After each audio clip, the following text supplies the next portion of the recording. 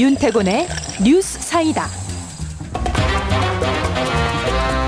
윤태곤 실장 어서 오십시오. 네, 안녕하세요. 문재인 대통령 귀국했죠? 예, 베트남 아랍에미레이트 5박 7일 순방 마치고 오늘 오전에 귀국했어요. 네, 그 순방 총평을 해본답니다. 뭐 괜찮았죠. 근데 이제 이런 건 있겠죠. 그 두 나라 다 중요한 국가지만은 긴장감 같은 것은 조금 덜하지 않습니까? 우리하고 관계도 좋고 아랍에미레이트하고 사실 미묘한 이슈들이 있었지만은 임종석 실장 갔다 오고 또 그 칼둔 행정청장 우리나라 방문했었잖아요.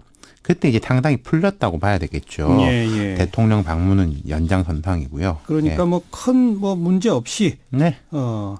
그런데 이제 귀국하자마자 국내에 일이 많죠. 보통 대통령들이 귀국할 때도 힘들어합니다. 머리가 아파지는 거죠. 예. 예, 지금 숙제들이 많지 않습니까? 네, 네. 일단 남북 정상회담 준비. 제일 큰 거죠, 그게. 예, 문 대통령이 또 그 방문한 동안에 김정은 북한 노동당 위원장이 중국을 정격 방문했지 않습니까? 그러니까요. 시진핑 주석하고 정상회담 마쳤는데 오늘 이제 나중에 또 출연해서 말씀하시는 걸로 아는데 간단히 짚어보면은 이제 북한이 미국하고 급속도로 가까워져서 뭐 중국을 견제할 것이다. 너무 성급한 전망들이 많았잖아요. 네, 네. 근데 이제 보란 듯이 김정은 위원장이 중국을 방문한 것은 한국 대통령, 미국 대통령 만나기 전에 중국 주석 먼저 만나겠다. 네. 우리도 보면은 사실 미국 순방 제일 먼저 하잖아요. 당연한 대통령들이. 얘기죠. 예. 뭐 연장선이고 북중이 이제 혈맹이다. 각인시키고 미국에 대해 가지고 아무래도 지렛대로 중국을 삼겠다 이런 거겠죠. 어찌 보면 이건 당연한 일이에요. 네. 북한 입장에서는. 29일에 판문점에서 남북 고위급 회담이 열립니다. 그때 네. 말씀드린 대로 우리 조명균 통일부 장관, 전해성 차관, 유영찬 청와대 소통수석 참석하는데 여기에서는 이제 날짜, 의제 구체적으로 논의할 예정입니다. 남북 정상회담의 아주 세부적인 준비가 거기서 이루어지는 거겠죠. 네. 그다음 또 국내 현안 어떤 게 있죠? 개헌이죠. 개헌 문제. 예.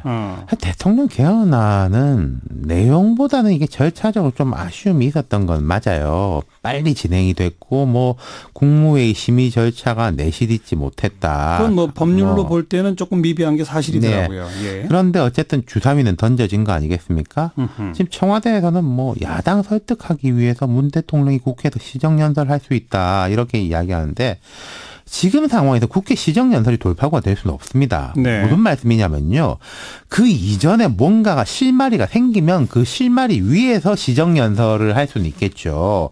하지만 시정연설 자체만으로 지금 야당이 설득이 되겠습니까? 예. 골이 더 깊어질 수도 있는 거거든요. 예, 예. 그렇다면 여기서 이제 여당의 역할이 이제부터 중요한 건데 여당이 얼마나 뭐 이른바 재량권을 가질 수 있느냐 네, 이런 네. 문제도 이제 중요한 요인이겠죠. 일단 지금 원내교섭단체 구성된 세 당은 협의에 들어갔잖아요. 그렇죠. 협의에 들어가기로 합의하면서 대통령의 국회 연설까지는 일단 합의해 놓은 상태지 않습니까? 근데 그 협의에서 과연 더불어민주당 여당이 청와대 안과 조금이라도 다른 재량권을 가질 수 있느냐? 그렇죠. 이거군요. 그러니까 지금 청와대에서 이걸 1.1핵도 못 바꾼다가 아니라 국회 합의안이 있으면은 처리할 수 있다 이거거든요. 네. 네. 그래요. 그건 더 지켜봐야 되겠고. 그러면 뭐 남북 정상회담, 개헌 문제, 또 내부 숙제가 어떤 게 있죠? 미세먼지. 미세먼지. 지금 내각을 보면요, 평가가 좋은 곳도 있고 상대적으로 안 좋은 곳도 있는데 공통적으로 평가가 안 좋은 곳이 교육부하고 환경부입니다. 특히 환경부. 미세먼지 문제에 대해서는 이렇게 봅니다. 저는 이제 사실 이거 단번에 해결 못 한다는 것은 온 국민이 다 알아요. 예. 이제 대통령 공약도 있었는데 1년 동안 환경부가 중심이 돼가지고 뭘 추진을 했다든지 아니면 미세먼지 해결을 위해서 국민들이 사실 이런 우리가 부담은 감수해야 된다고 설득을 했다든지 예. 이런 게 기억나는 게 하나도 없다는 거죠. 그러네요. 국회에 이제 법안도 여러 개 쌓여 있는데 제 생각에는 이번 봄에 정부가 뭔가 하긴 해야 될 겁니다. 그래야죠.